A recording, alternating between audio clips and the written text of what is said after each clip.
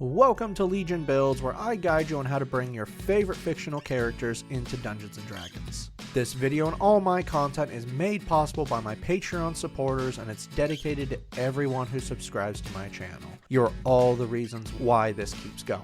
Join the Legion today at patreon.com/63rdlegion for free and help decide next week's new character. Joining my paid tiers allows you early access to my content, a shout out in my videos, homebrew D&D items for your games, and a chance to play some D&D in the Patreon community. We now have a Discord. It's just getting started, but we have some future plans coming, like events for Discord members and Patreon members.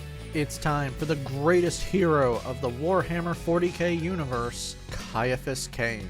Raised in the Scholar Progenium, the place where the Imperium dumps its many orphans, Ciaphas was raised to be a loyal son of the Imperium. It was here he excelled at many things, including sports, and upon release was inducted into the Officio Perfectus, better known as the ranks of the Commissars. From his first battle onward, Ciaphas was a true hero of the Imperium, celebrated for his bravery and loyalty. Okay, actually, this might be a lie. You see, Ciaphas is lazy. In fact, he's the laziest bastard alive. The first battle where he became a hero was a complete accident. He was actually trying to run away. From that point on, Ciaphas just tried to stay as far away from the killing as possible, mostly because he didn't want to die. But here's the wrench in all this. Everything we know about him is after his death from his memoirs. And when comparing those memoirs to historical record, there's something wrong. You see, Ciaphas is incredibly lazy and cowardly, but he also might have imposter syndrome. In truth, this man went toe-to-toe with Space Marine level threats and won. When talking about this, Ciaphas would play it off as just dumb luck. But as he is also a habitual liar, we don't know what's a lie and what's not. Regardless, Ciaphas was known to be a loved person who inspired everyone around him. For today's build, we'll be using the Player's Handbook. We're using standard point array to keep things simple, and we are multi-classing, so watch those minimums if you use another system. Make Charisma 15, Dex 14, Strength 13, Con 12, Intelligence 10, and we're going to be dumping Wisdom with an 8, which is bad. Don't worry, we'll be fixing this later. Ciaphas is a human, resourceful, lets you give yourself a free inspiration dice at the end of a long rest if you don't already have one. Skillful, grants you a free skill, take athletics. Versatile, gives you an additional origin feat. For this feat, lucky is going to come in handy. Let's face it, all you 40k fans knew this feat was coming. This gives you luck points equal to your proficiency bonus per long rest. When you make a d20 test, you can spend 1 luck point to give yourself advantage on the test. You can also spend 1 luck point to give a creature attacking you disadvantage on the attack. To end out your lineage, you know the language Common and 2 more of your choice. For background, place +2 into Dex and +1 into Charisma. For your origin feat, Alert makes you better prepared for combat, or maybe you're so scared you're paying better attention. You now add your proficiency bonus to your initiative rolls, and you can switch places before the first turn of combat with a willing ally in the initiative order if neither of you are incapacitated. For skills, grab History and Religion. To finish out your background, grab Proficiency in Calligrapher's Supplies, because you're going to have to write a lot of reports. Seriously, stop dumping it all on Jurgen. Level 1 bards start things off with 3 skills. Take Deception, Persuasion, and Intimidation. You are proficient in simple weapons, light armor, up to 3 musical instruments, and the saving throws Dex and Charisma. Bardic Inspiration allows you to inspire those around you. Choosing a creature within 60 feet that can see or hear you, you can use your bonus action to grant them a Bardic Inspiration dice that is a d6. Over the next hour, they can use that d6 on any d20 test they wish. You can use this a number of times equal to your Charisma modifier per long rest. Spellcasting is going to help with the inspiration and the lying. Charisma is your spellcasting modifier, your musical instruments are your spellcasting focuses, you regain used spell slots at the end of a long rest, and you're starting off with 2 cantrips and 4 first level spells. For your spells, Friends lets you charm 1 humanoid within 10 feet of you for 1 minute while you maintain the spell. Forcing a wisdom save, if they fail, they have the charm condition while the spell is active. While charmed, you have advantage on all charisma checks against them, and they can't attack you. The spell will end early early if they are hurt, you attack them, they hurt someone, or they force someone else to make a saving throw. When it ends, they will know what you did. So run. True Strike is going to energize your power weapon when you get one. When you make an attack, you can turn on its power, and now it will use your charisma modifier for attack and damage, and you can switch out its damage type to radiant damage.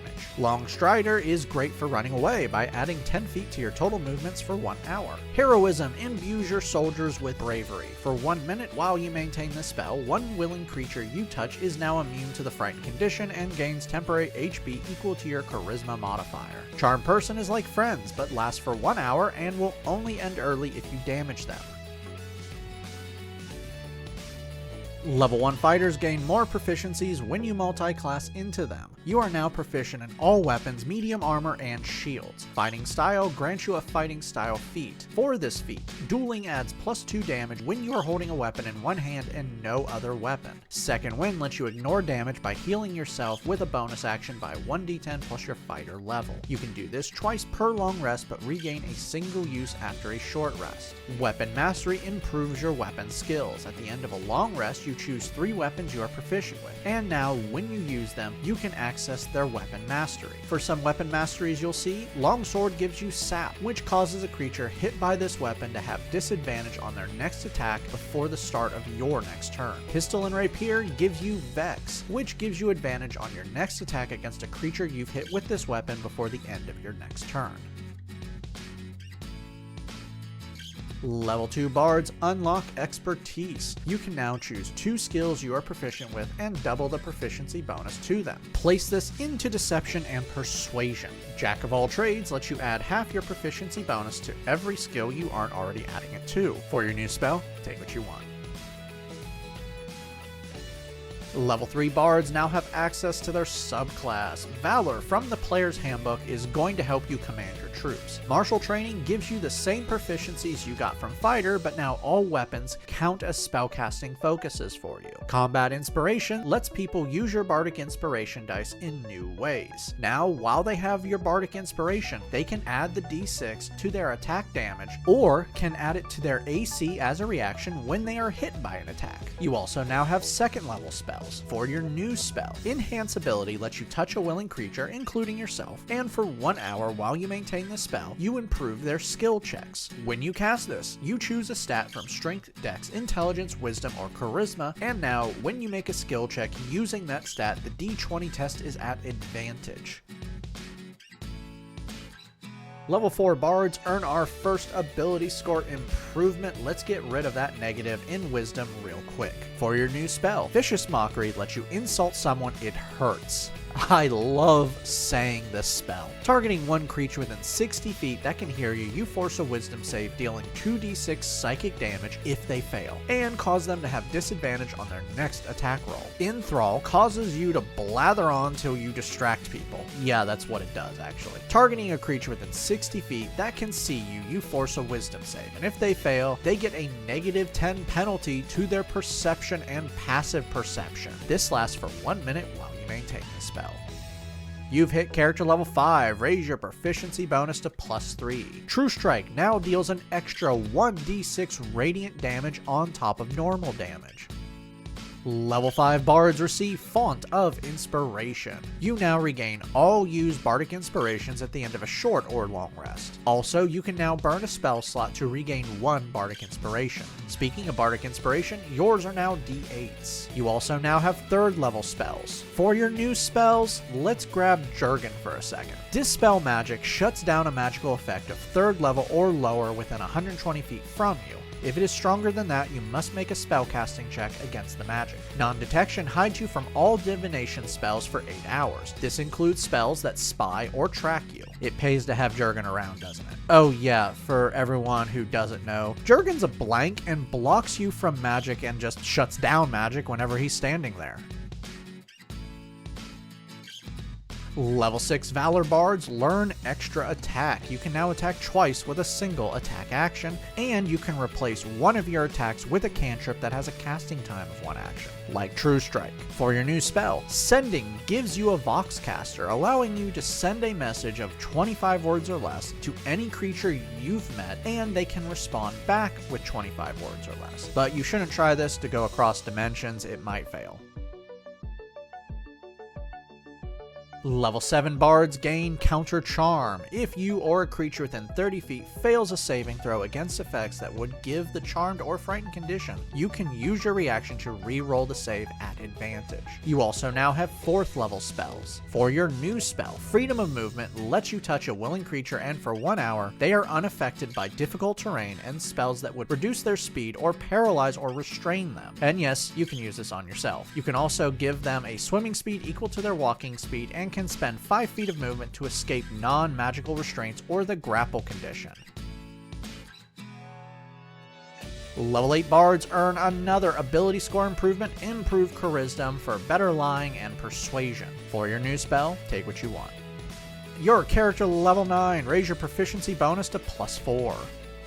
Level 9 Bards get 2 more expertise. Place this into athletics and intimidation. You also get 5th level spells. For your final spells, Charm Monster is like Charm Person but can now target any creature, not just a humanoid. You get 1 more spell, have fun choosing.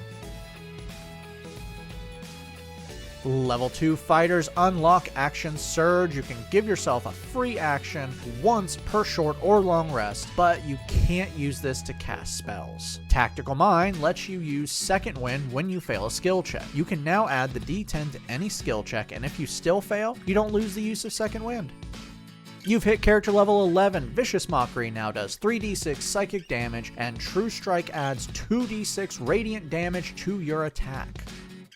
Level 3 fighters now have access to their subclass. Battlemaster from the Player's Handbook is going to make you the hero you really are. Combat Superiority gives you superiority dice that are 4d8s that you can use to perform special maneuvers, regaining all used dice at the end of a short or long rest. You're starting off with 3 maneuvers, and the DC for them is going to be based on your strength or dex, your choice. Student of War gives you either an proficiency in an artisan tool or skill of your choice. I'm going to say take stealth so you can run away when no one is looking. For your maneuvers, Ambush lets you use one of your superiority dice and add it to an initiative roll or a stealth check. Commanding Presence lets you add one of your superiority dice to an intimidation, performance, or persuasion check. Evasive Footwork is a bonus action that lets you add one of your superiority dice to your AC until the start of your next turn, and you can take Disengage with the bonus action. Level 4 fighters earn another ability score improvement, Cap Off Charisma. You now have 3 uses of Second Wind and up to 4 weapon masteries. Level 5 fighters learn Tactical Shift. Now when you use Second Wind, you can move half your speed without provoking an attack of opportunity. Level 6 fighters earn another ability score improvement, Raise Dex, for better AC and combat abilities.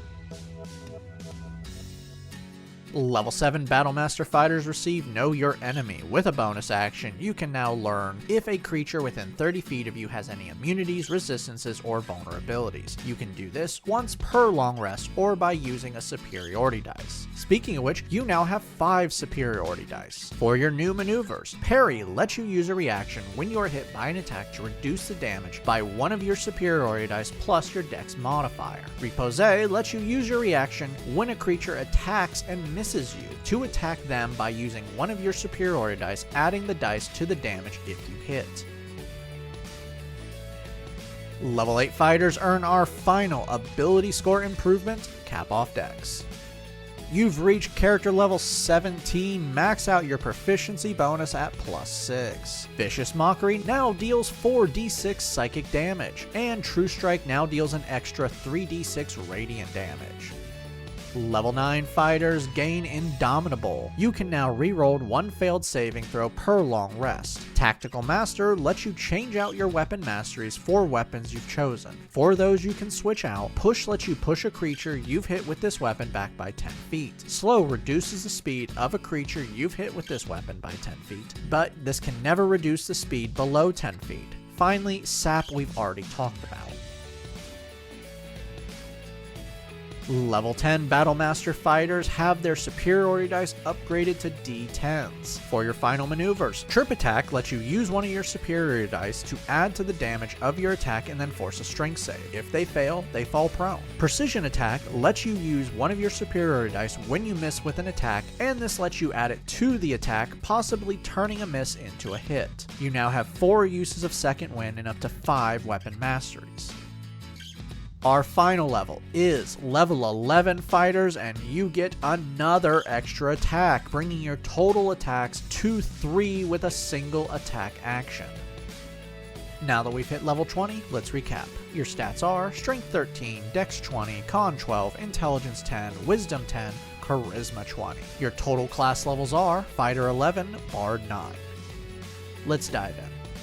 You are a charismatic bastard. Your persuasion and deception checks are at plus 17. You can make those at advantage and add D10s to them. You can even inspire your troops to do better in everything. You're an expert swordsman. Wielding a rapier, you're dealing 1d8 plus 7 damage, attacking up to 3 times normal, 6 times with an action surge, and can add 3d6 radiant damage to one of those attacks. Can add d10s, push away your enemy, knock them down, attack them if they miss you, give yourself advantage on the attack, slow them down, and your initiative is plus 11 plus 1d10. Finally, you can run away pretty good. You can break away from combat, your movement speed is 40 feet, you can't be affected by difficult terrain, can escape shackles, and you can't be tracked by magical means. Downside. Resource management is your biggest problem. You have 5 Bardic Inspiration dice, 5 Superiority dice, and 14 spell slots. Luckily, everything but the spell slots comes back at the end of a short rest. Your total health taking the average is just over 130 HP, so you better use good armor. And make sure you're using your healing as well as your damage reduction.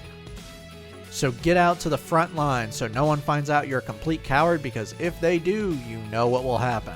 I'd like to thank my Artificer tier. Thank you John Martin, Christopher R. Hunter, Java Squirrel, and Daniel Saffler. Make sure to like and subscribe to not miss a single new build each week on YouTube and Spotify. And make sure to check out my Patreon where you can help decide next week's new character.